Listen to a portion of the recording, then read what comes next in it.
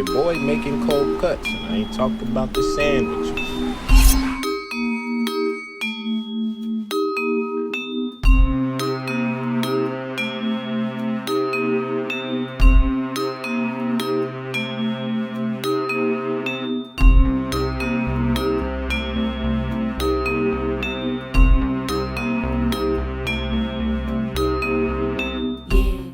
Because this is the first episode and I'm not famous, I'm just a regular person trying to do something irregular, I wanted to take a moment to try to explain my vision and hope for this podcast so that it's not so jarring when you transition into the actual content after this. My hope is that I can build something, and each time it gets a little bit better. I'm committing to a year because I'm going to do an episode a month, and the first and the last episode will just be me. But I'm going to bring in people that I know, and we're going to have these conversations that I'm hoping will spark something in you in the way that it does for me. These are people that I know personally, regular people, and we're just having deep conversations. So there's a lot of vulnerability involved in getting on camera and being real in this way. I hope that it's worth your time and you decide to take this journey with me. If you do get something from it, please like, subscribe, share, all the things so that I'll know that I'm onto something here. If not, at the end of that year, we'll all go on about our lives. So with no further ado, this first episode is really just to show the depth that I'm describing. When I talk about let's get deep, this, I think, speaks to the level of depth that I'm trying to engage at. But the other episodes won't be like this. So I think it's important for me to preface with that. This is something that I did in my personal life, kind of as an experiment. I didn't have plans to post it anywhere. But when I thought about doing this, it seemed like a great opportunity to, one, be more vulnerable, and two, again, showcase the level of depth that I'm talking about getting into with these other guests. So with that being said, please enjoy. Today is March 8th, 2020, 9:30 p.m. This is my first self-therapy session. Where do I begin? I guess I'll start with simple stuff. My name is Isaac Bell, from Portland, Oregon, currently 25 years old, living in Los Angeles, California.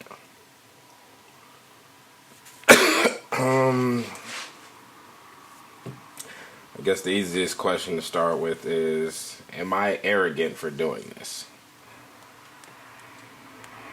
Who am I to think I could be my own therapist? I guess I would start by saying this idea came to me mainly because I can't afford to go to real therapy. And I have more than a suspicion, if I'm being honest, that I would definitely benefit from some.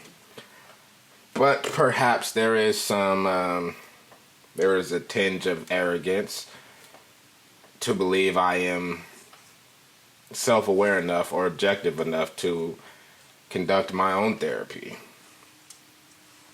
I did try to go see a couple therapists despite the money, but I don't feel like I'm the kind of person who can just go to a regular therapist. I feel like I would need a high-level therapist on some Antoine Fisher shit. And I'm not saying this is a supplement for that, but I think the purpose of therapy is to give people the opportunity to confront themselves and their inner thoughts, desires, fears, all that stuff objectively, and to vocally state things that they may have been holding inside or repressing, or a number of other therapeutic terms. That being said, I do think one of the main hurdles of therapy is being able to authentically be open and honest with the stranger, to be vulnerable with someone you don't know, who is equipped to help you. This, to me, circumvents that.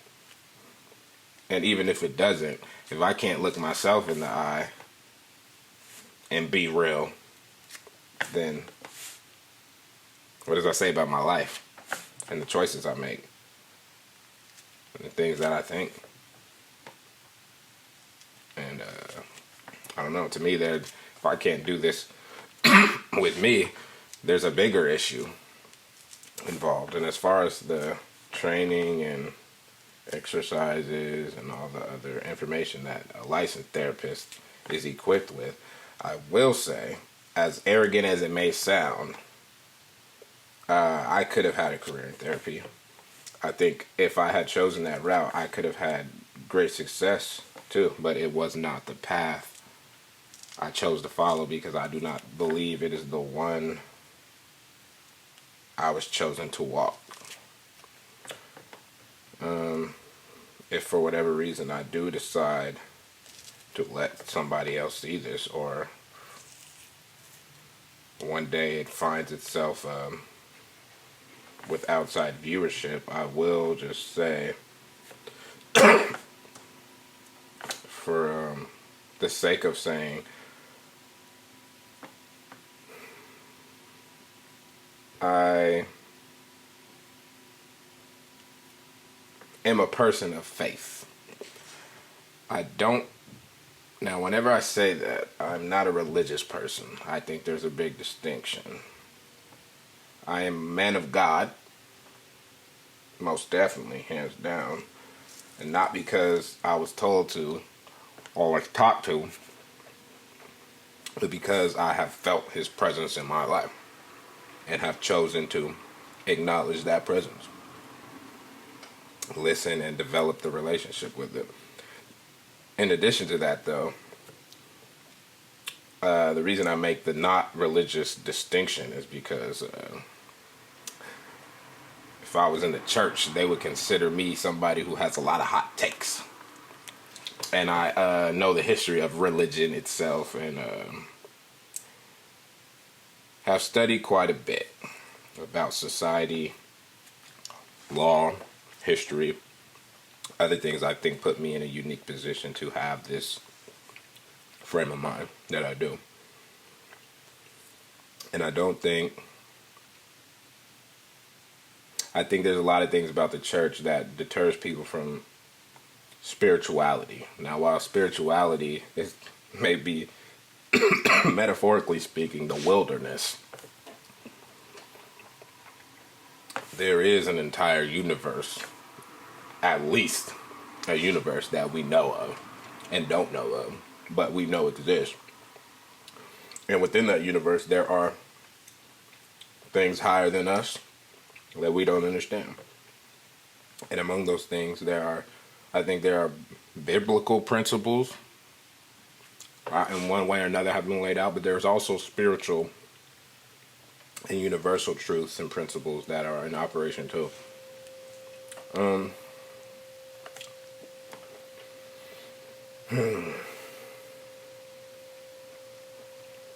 it's because of that I think I've been led to this alternative.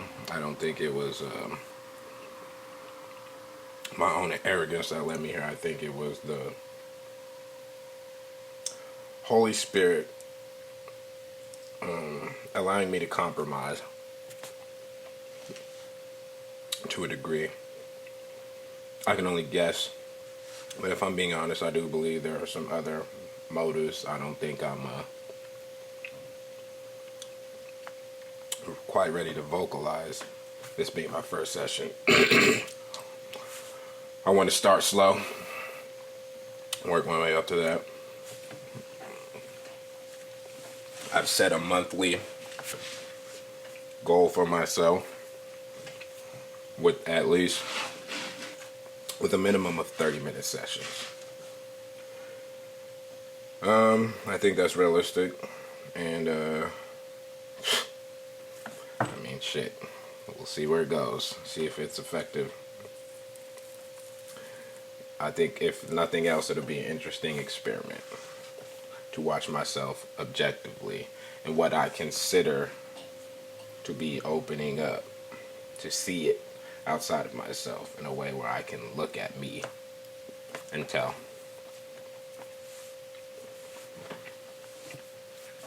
The thing that prompted me to do my session tonight is the events as of late.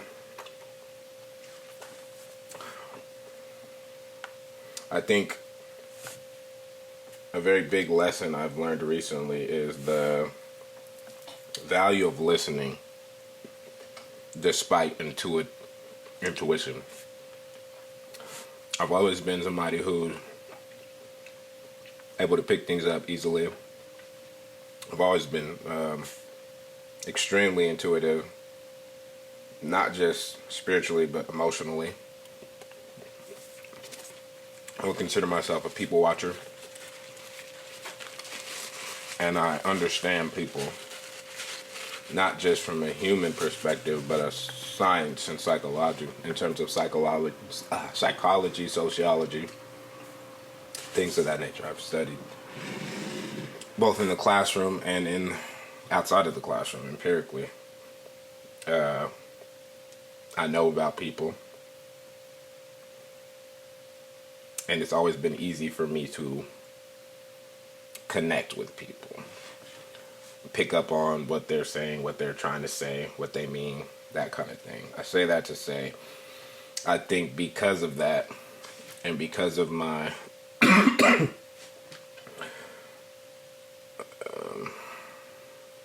I think what I'm trying to say is, earlier on in my life, I may have used that intuition as a crutch in many regards, because it felt easier at the time. I'm realizing now the ramifications of such a crutch. I think at the time it was necessary for my development and survival, because I was moving around so much and because of everything I had going on, moving around a lot as a kid can create many hurdles and obstacles, but intuition helped me circumvent a lot of them, whether I realized it or not. It was easy to me. I was always able to see things in a way that I understand now is not normal. Just in the regards of not average.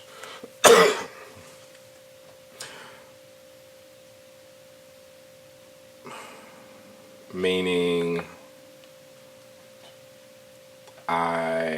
like I said, I'm a people watcher, but even outside of that, I've always been a systems thinker. It's easy for me to, well, it's not always easy, but I am able to see how things work and understand complexities in ways I think is much more difficult for the average Joe, if you will. When I use the word normal in regards of this specific session, I just mean the average person. Because one thing I know for certain is that I am not normal, for better or for worse. I've come to realize that conclusion in my life about me, which, as much as I hate to admit, is probably what led to this self-therapy. Not all negatively speaking, but if we're being honest. But to circle back, I've learned the value of listening recently of late, because while I know I said I use it as a crutch earlier, but I've actually used it more now than ever. My intuition, I've attuned it in a way that allows me to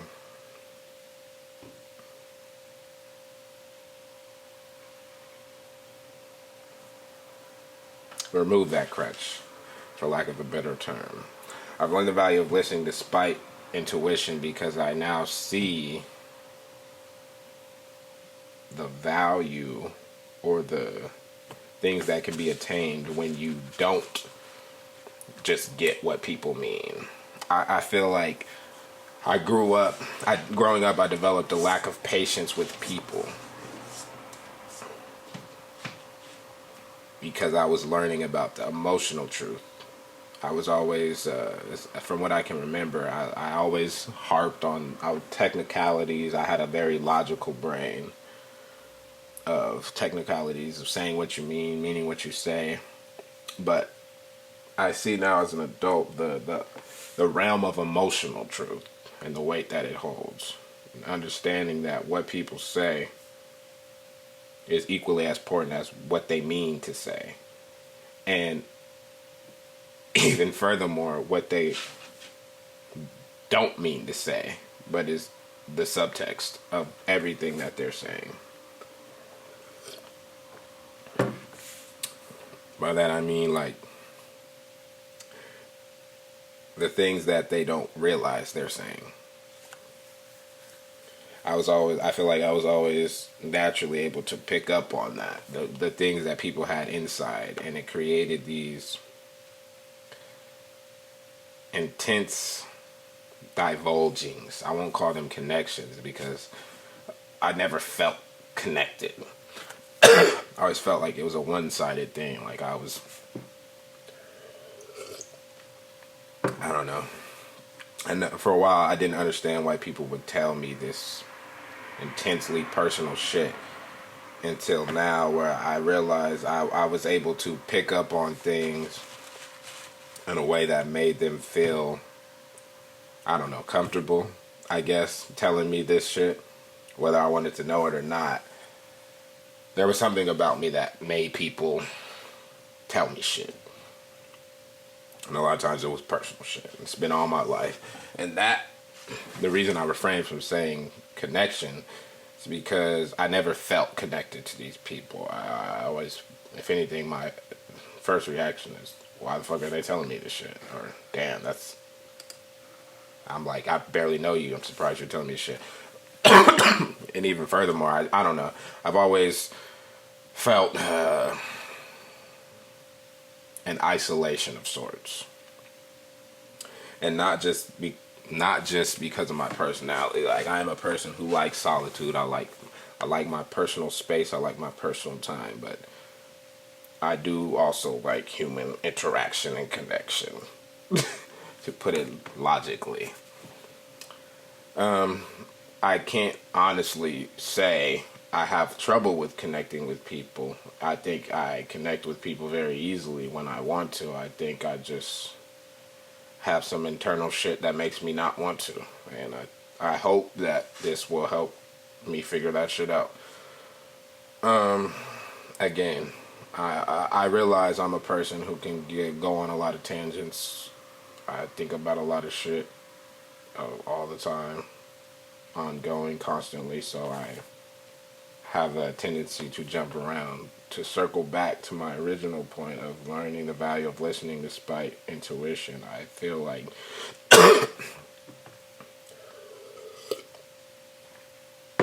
once you've established that rapport or connection with somebody where they feel comfortable with you, you can fall into a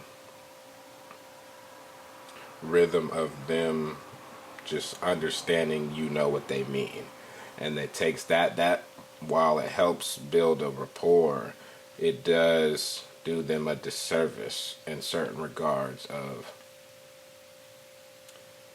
effort towards communication. Communication is very important, but it's also very difficult. It takes a lot of mental energy and effort to communicate properly. And when you're talking to somebody who gets you or understands what you mean to say, oftentimes we can use that as a crutch to keep from saying things that we probably should say because it helps us work things out, for lack of better terms. But that's been a very valuable lesson for me in this season of life, because I've always wondered about my lack of patience with people. I've always been very calculated and very patient in other regards, but with people, I have a very limited amount of patience, and I always have, and I never really understood why. I think it's because I was using that intuition as a crutch. I understood where this was going and struggled to wait and sit through the things that I now realize people do when they're struggling to communicate ideas that they haven't shared with others, things they don't usually talk about, things they haven't put a lot of thought into constructing. And while they're telling you, they're trying to while they're trying to explain it to and communicate it to you, they're trying to work it out for themselves. And that the value of that revelation can be very therapeutic.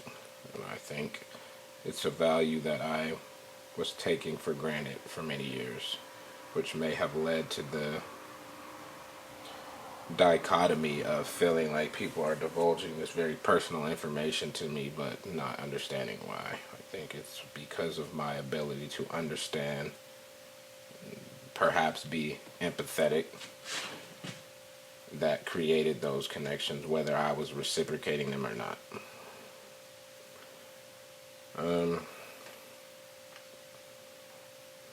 I also wrote down an interesting thought about a quote I wrote for me personally separately. It was, the people you think need your advice the most never seem to take it, while the people you think don't need it at all are desperate for it. And I'm not sure if that is a revelation I came to out of irony or, again, arrogance. Now, I personally think I'm very, very humble, but that is something an arrogant person would say. And I'm self-aware enough to understand that. I think I come off as arrogant because I'm very confident, not in myself, even though a lot of people think that. I don't think I'm the most confident person. I don't think I'm the least confident person. I think I'm at a slightly above average level of confidence, but that has only come from my faith. Over years, I developed a self-confidence, but only because of the confidence that I had in God, the confidence that He would carry me through things, and I leaned on my confidence in God for a lot of things, and eventually I think doing so led me to an understanding of who He created me to be and the things He wants me to do, which led to a self-confidence. That self-confidence, the combination of those two confidences and my matter-of-fact like speech creates an air of arrogance that I completely understand. Now, while I may sound arrogant, that's very different from being arrogant. So if I'm being honest with myself, I don't think I'm arrogant at all. I think I'm humble, but I understand I can easily come off as such, and I don't ever disregard it, because one thing I do struggle with is pride. I have a pride issue. I don't think it's a major one any more than normal, but pride is a thing that people struggle with, and I'm definitely prideful, I will say. Arrogant, I think it's inaccurate, but prideful, undeniably so. It's just a matter of how prideful am I. But I think that's a topic for another video.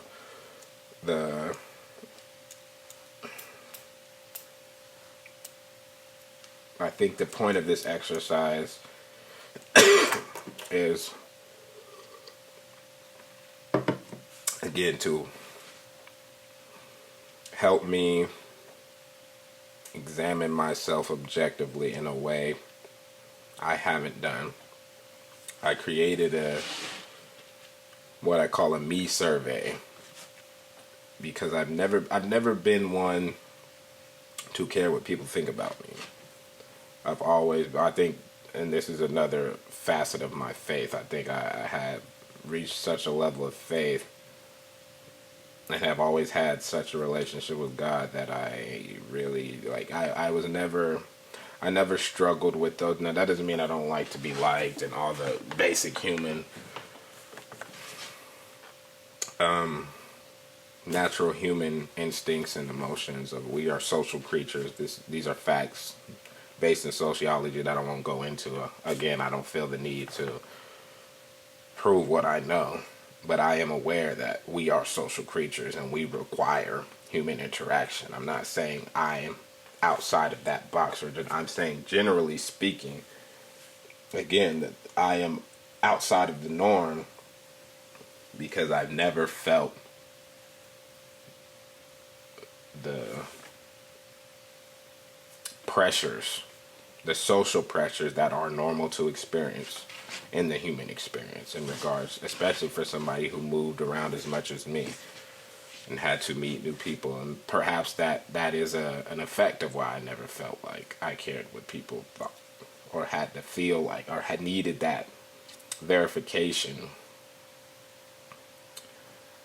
But I created that survey, the Me survey, as a way to see my perception as somebody who doesn't pay it any mind.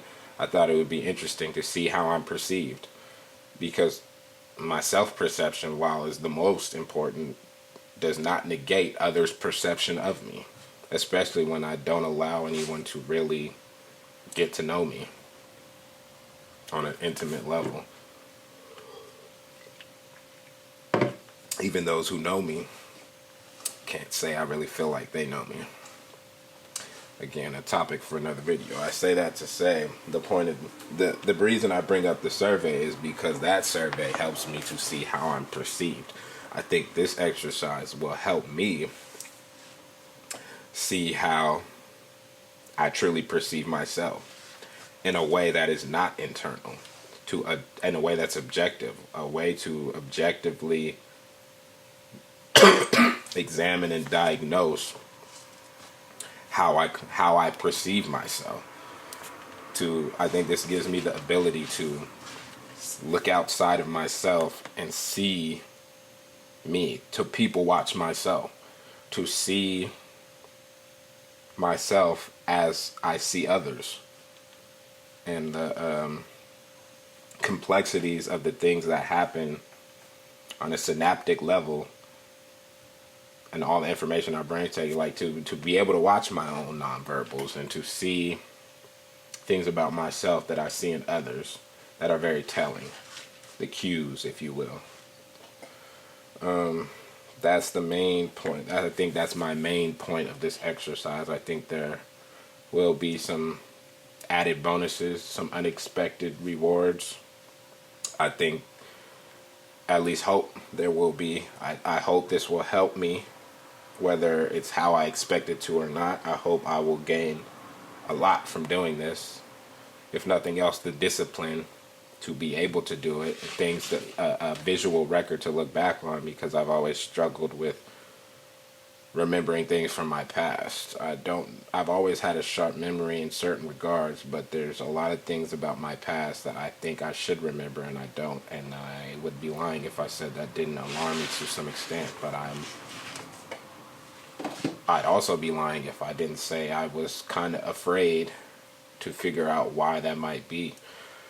There's many reasons one might not remember such things or have repressed memories, and I don't know if I want to find out what those reasons are. I've always been a firm believer in it is what it is. Whether that's a coping mechanism or not, that's the stance I've chosen to take, and it's one I've taken majority time of my life. But as I find myself in a season where I feel closer to the beginning of my story, as I hope it, my upward trajectory, I would say, my turning point in the story, my hero's journey, I am looking to make a lot of growth in areas I have allowed to do their own thing. Like, I want to be more positive if I can. I've become a negative person and cynical in my speech, but I don't think that's what I carry in my heart. I think I have created a lot of coping mechanisms and defenses, internal defenses that will make it difficult for me moving forward in life if I don't start working on them now to be the kind of person I truly am. I think, again, if I'm being really honest with myself, perhaps I have allowed myself to become who I think I need to be.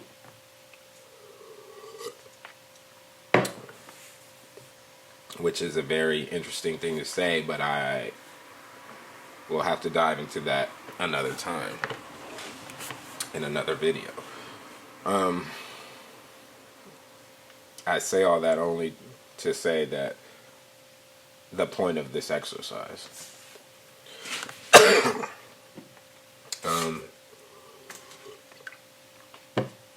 as I near my 30-minute mark, and again, this is the first video. I kind of wanted to take it easy, take it light. I only have 2 more points that I wrote down to talk about. The first one I'll talk about is why this background. I started to just go normal, if this is supposed to be an exercise. I think what comes to mind to say now is that it will help not distract me, but in all honesty, the real reason I chose this background was it was poetic to me. It symbolized a calm, relaxing place like a therapist would make you choose. In addition to it being poetic in the sense of a more ironic and darker sense that these pieces that don't quite convert represent how I feel inside, and the things I carry around with me and have been holding inside for, if I'm being honest, as long as I remember, these gaps or holes that I've allowed to become a part of me that I'm hoping to fill. So that is why I chose this background. I don't think this will always be the background. I will experiment with others, but this one felt right for the first time, so I did it.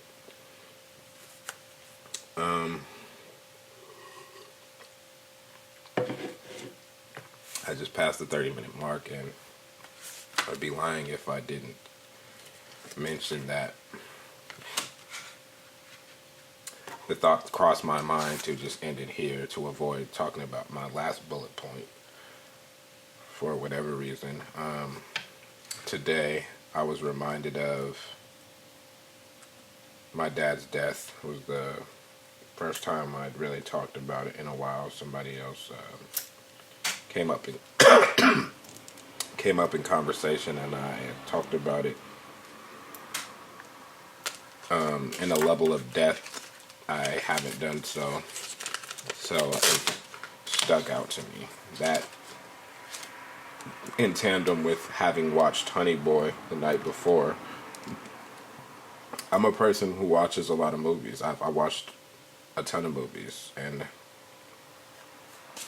this one I happened to watch with the Butlers, and I don't know, the reaction that I had felt significant for whatever reason. I've watched those kinds of movies before, and they never had that kind of reaction on me. Again, if I'm being honest, I think that movie was a lot about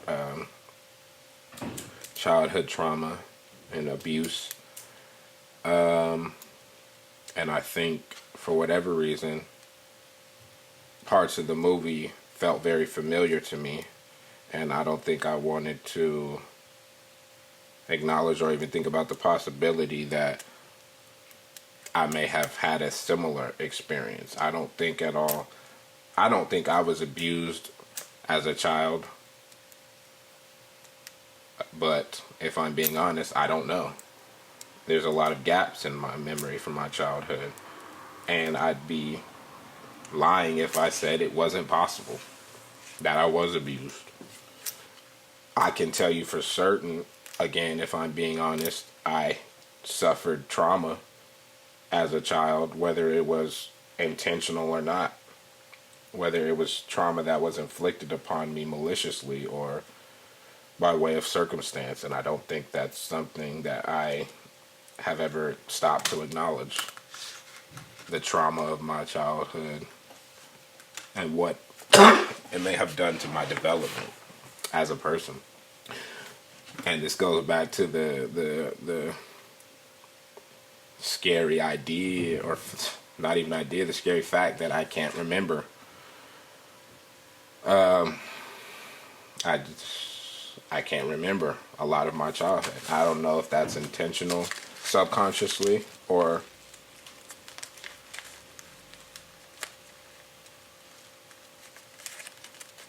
consciously. And the fact that I am so afraid to even consider it, and I'm not prompted to find out why, only scares me more.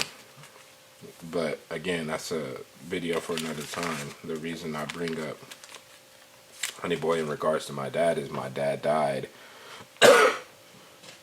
what will be 2 years and now. 2 years ago now, in October, he died. And the shit was fucked up.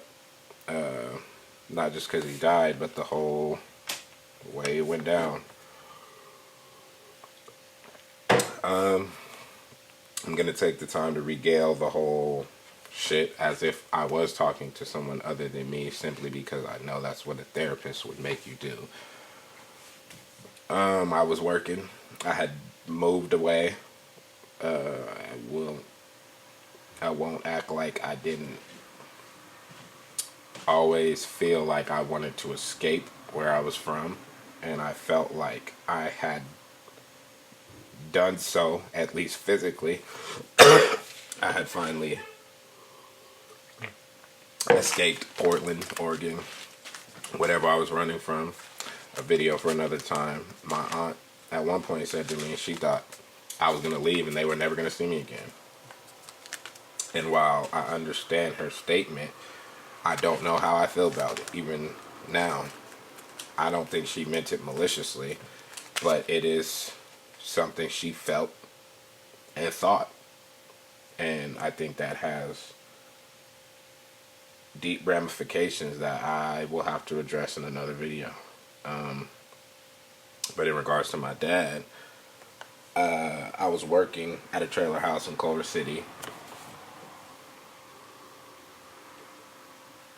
and I had to go to work that day. I had just worked late that evening, so when I woke up, I had a bunch of missed calls.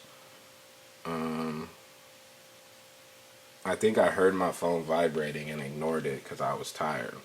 And it wasn't until Dr. Butler started banging on my door with urgency that I looked to see what time it was and saw all the missed calls. And I got up and opened the door, and he told me that my dad was in the hospital. He was about to have heart surgery. Obviously, at first, I was probably in shock a little bit, but I thought back to a time where this wasn't his first time being in the hospital. But open heart surgery is not, it's not foot surgery.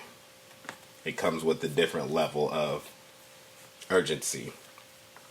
That being said, when I looked on the computer on the kind of surgery he's having, it's very routine open heart surgery. It has over a 90% success rate. And medically speaking, that is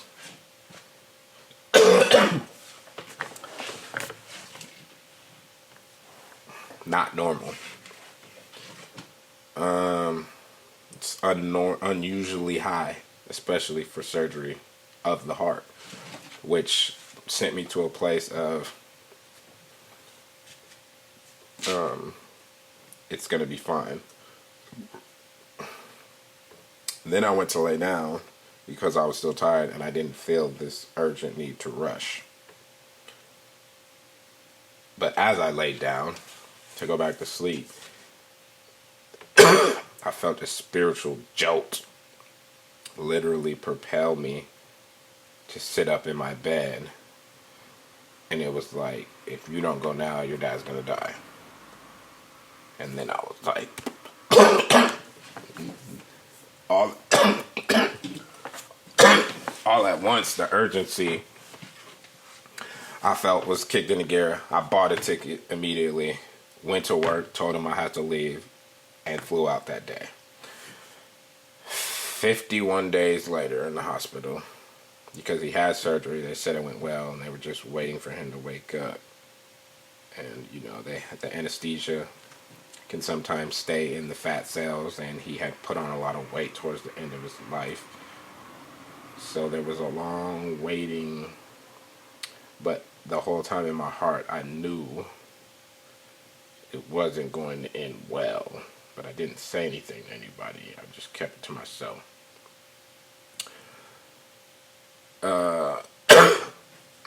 51 days later, the doctors say he had a stroke.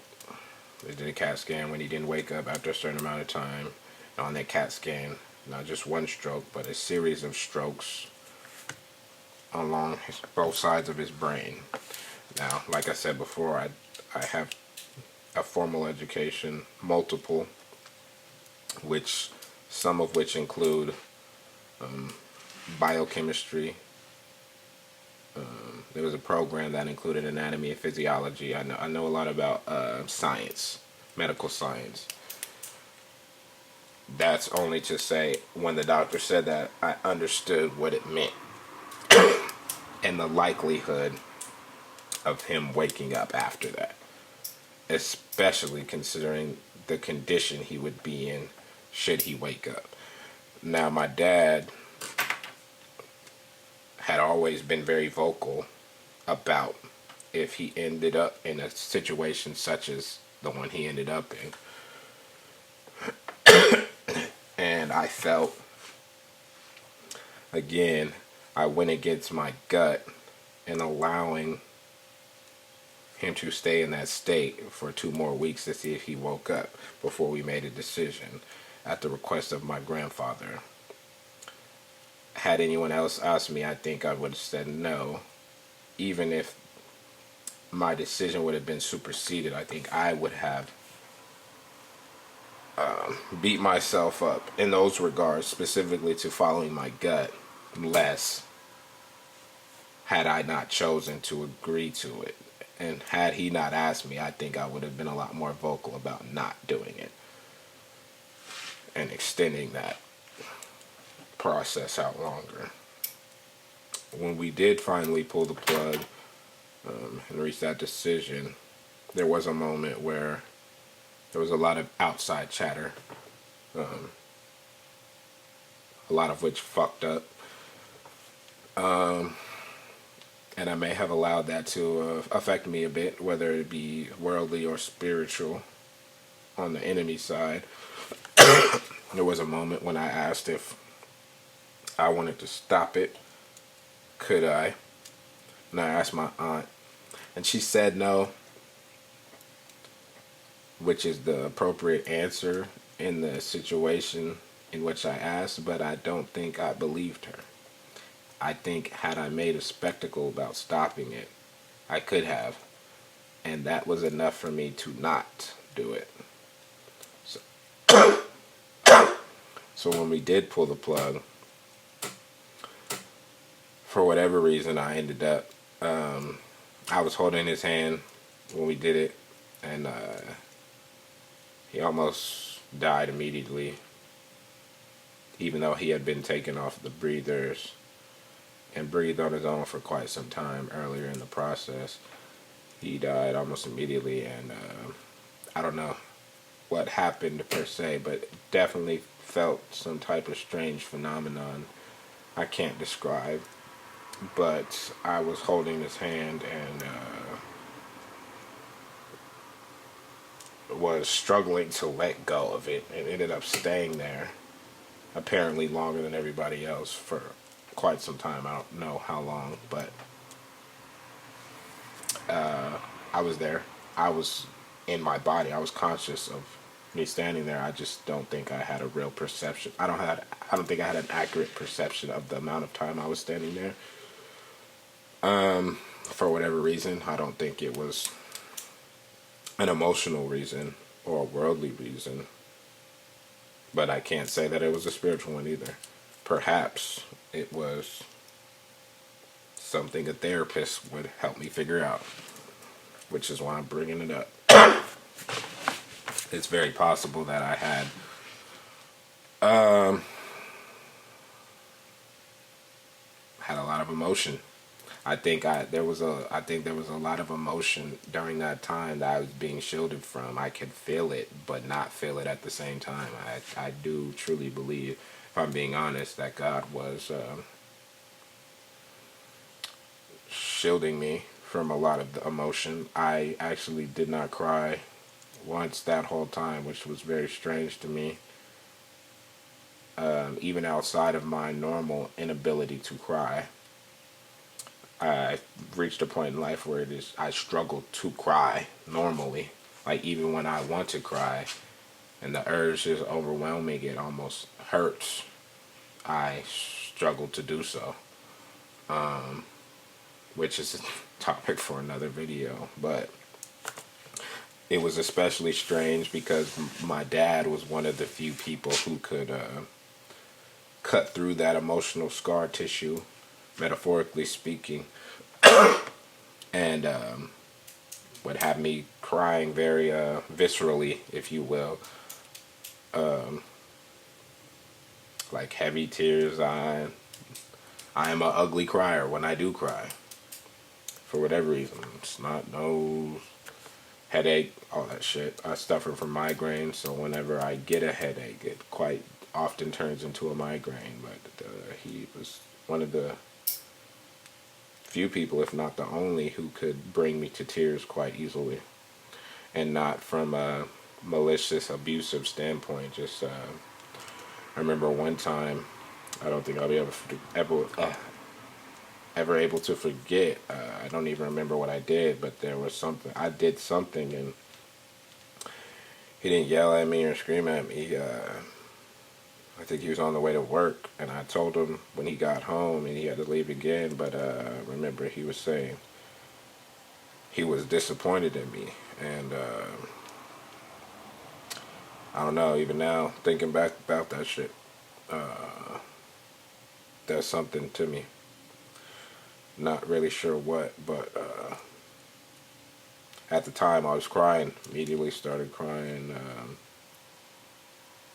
All that. I don't even remember. I don't really remember what he said to me after that, but it was, he gave me a hug, tried to reassure me, but I knew that he was disappointed, and I think that hurt me because I was disappointed in myself for disappointing him in whatever way I had. I think it was something I knew I shouldn't have done, and I did it anyway, and was unprepared for the repercussions of that decision. I think what fucked me up the most about that time was that I would have felt better if he had yelled at me or got a whooping or any of the other things. Like I didn't even get a whooping that time. It was just that conversation, and I do remember him saying of his kids, I was never one that I had to get whooped.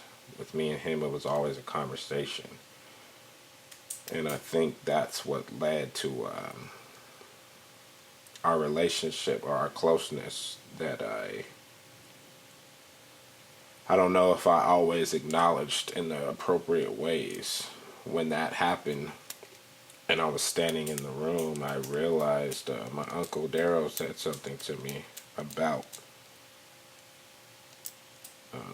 me having the closest relationship with him out of my siblings, and I don't think I ever looked at it that way. And when I really started to reflect on the ramifications of such a statement, I started to look at the development of our relationship in later years in a different perspective. I think with my dad, I reached a point in my older years of a lack of empathy for his perspective. And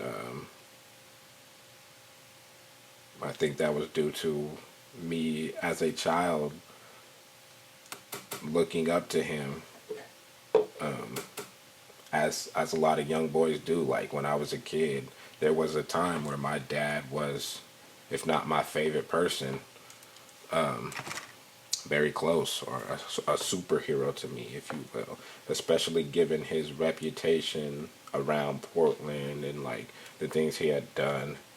And as I got older, I started to see less of my dad and more of Aaron Bell. And I don't know. I don't think I liked what I saw, not in regards to him as a person, but to him as my father. Because of who he had raised me to be, I felt he was very hypocritical. And it wasn't until later that I realized a good parent should be hypocritical, because they shouldn't want you doing the same shit they did. They realized it was wrong, which is why they don't want you doing it. And I don't know. I don't know how I got here, but I remember I the tangent was left at my point of him being able to make me cry, and the fact that I didn't cry at all during that time was very strange to me. It still is strange to me, but I think God was lifting a lot of the weight.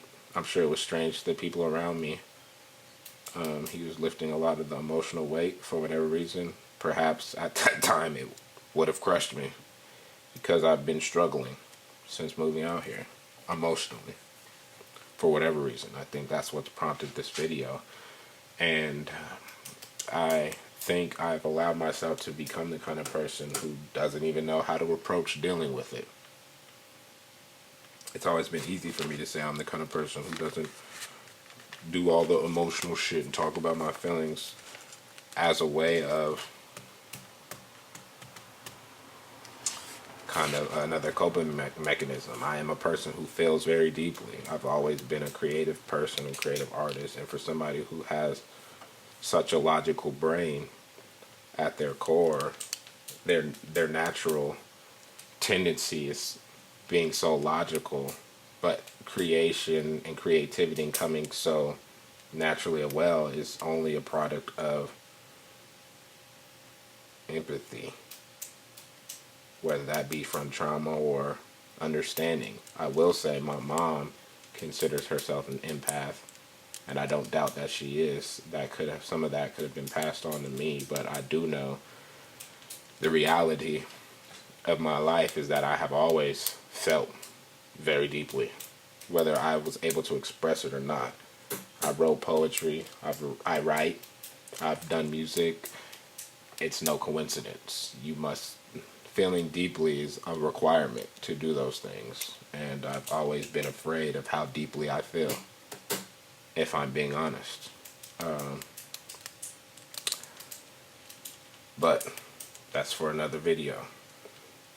My point being, with the stuff that happened with my dad, it was very strange that I didn't cry that whole time. I went back to LA. I gave his eulogy, didn't cry.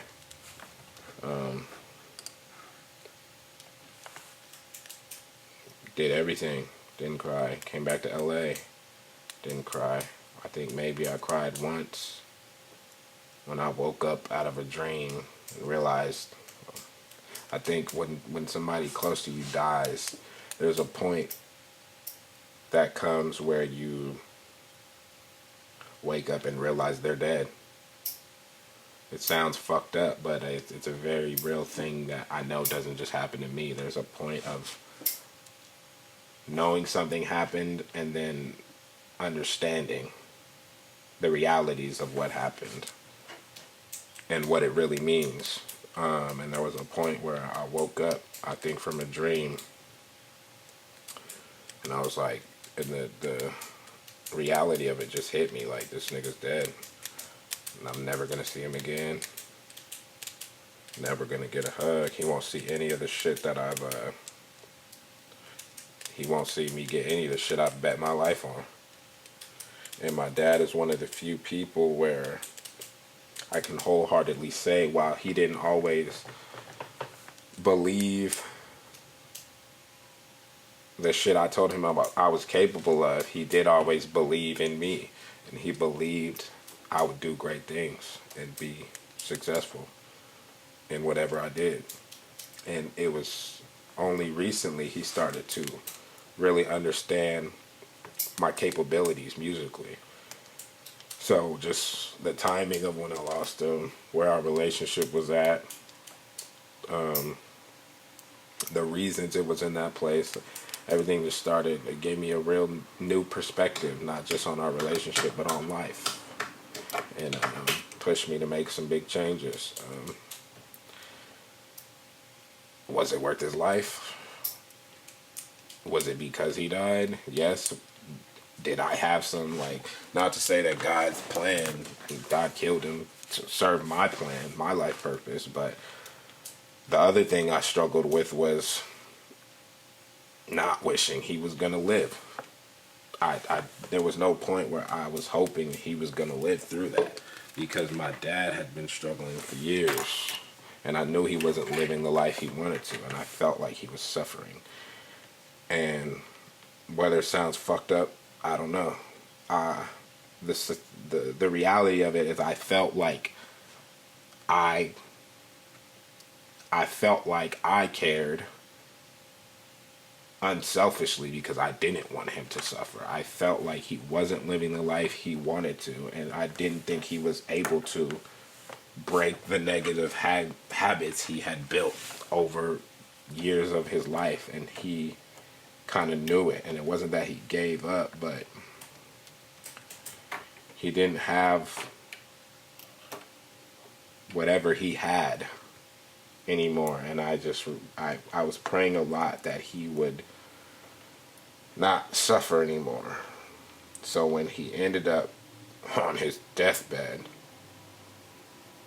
I wasn't praying that God save him. I was praying that if he wakes up, this be a turning point for him in his life. Otherwise, I didn't want him to suffer anymore, and that was my prayer to God. And I think what I believe is there was a conversation that he had to have with God where maybe God showed him what the rest of his life would look like if he did go back. And he decided he didn't want to. And I'm not upset at that decision at all, if that was what happened. Does it make me sad? Yes. Whether I can express it or not makes me very sad, but it also gives me relief that he's not suffering anymore, and that he no longer has to suffer. I do believe that he will be able to see the things that I do. I think he'll be able to better watch over my siblings. I pray he could put in a good word, metaphorically speaking. But when he first died, that was another thing that, I don't know if I'll say bothered me. It was a thing that was on my mind. That and not being able to cry were on my mind. And now, even when asked today, I think I struggled with talking about it more than I felt like I should have. And I think maybe that is what led me to actually starting these sessions today. Being able to talk about it and explore it without feeling the social pressures of exposing myself, as I've come to think of it, but more realistically being vulnerable with somebody else. I think I've always felt like I'm the only person I can be vulnerable with, which is a sad place to reach in your mind, especially since I wasn't doing this before. All my conversations were internal, and it reached the point where I had to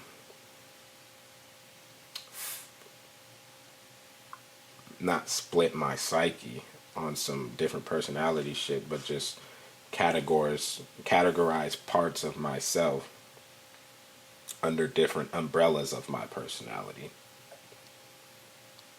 and look at the parts of me, spiritually speaking, as separate entities.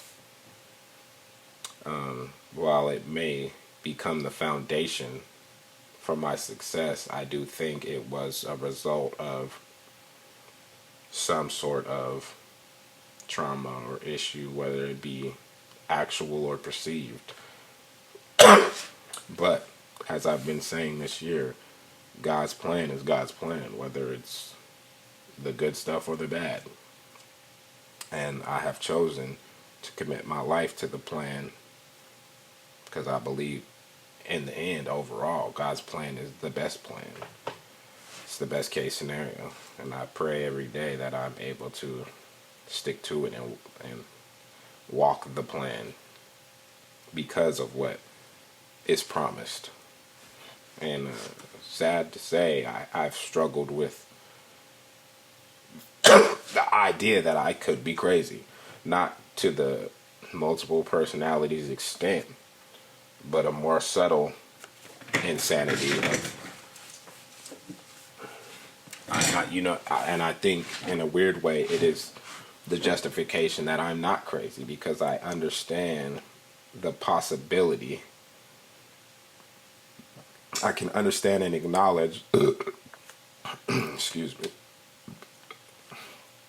I can understand and acknowledge the reality that I could be wrong about the shit that I'm feeling and have always felt, and this weight and this calling that I've always referred to throughout my life. But I've reached a point. I made a personal decision to, if the fact that any risk that exists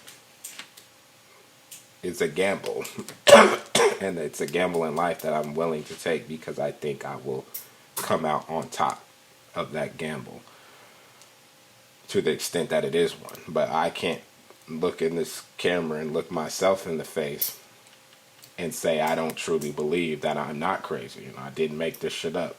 And I feel it to a degree that it can't be made up. It can't be fake.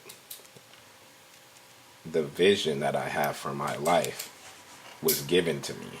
I didn't make that shit up. And I've decided, whether it was worldly or before I ever got here, that it was worth it. It will be worth it. And I can only hope and continue to pray that I get to the good part soon.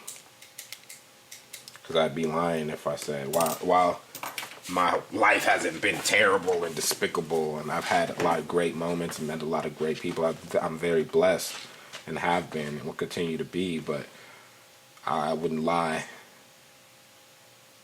I can't sit here and lie and say that if I died tomorrow, that shit would have been worth it. But I'll stop here and pick up next session.